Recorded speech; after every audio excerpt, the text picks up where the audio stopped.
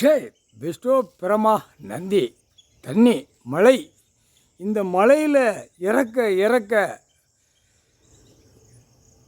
எல்லா வியாபாரம் தொழில் பிஸ்னஸ் எல்லாம் பார்க்கானா 2ஆம் நம்பரு.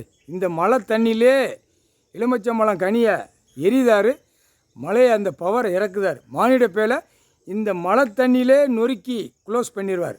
நாக்கால் என்னென்ன இந்த தண்ணியை வச்சு செய்யணுமோ மழை தண்ணி இயற்கை தண்ணியை கொடுத்தார்.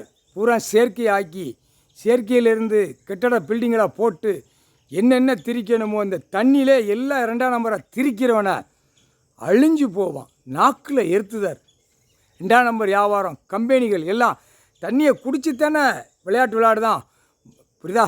அடுத்தாப்பில் வெள்ளுப்பாட்டு படிக்கிறவன் அடுத்தாப்பில் கோடாங்கி அடிப்பான்ல, டாக்கா டாக்கா டாக்கான்னு கோடாங்கி அடிக்கானா, எல்லாம் இந்த பேப்பருக்காக ஆடி பாடி நாக்கை வச்சு எல்லாம் அசிங்கம் பண்ணிட்டான்.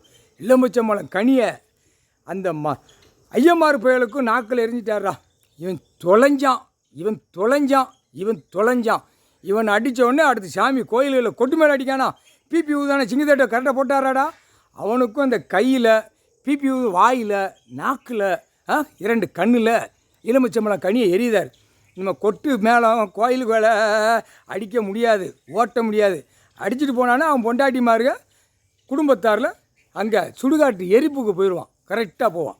போட்டாரா, எந்த கோயிலையும் எந்த சாமியும் கிடையாது, எந்த பேயும் கிடையாது. சரியா? எல்லாமே எலுமிச்சம்பழம் கனி எரிஞ்சு அத்தனை எல்லா கோயில் ஆலயத்தை பூரா எரிஞ்சிட்டார்.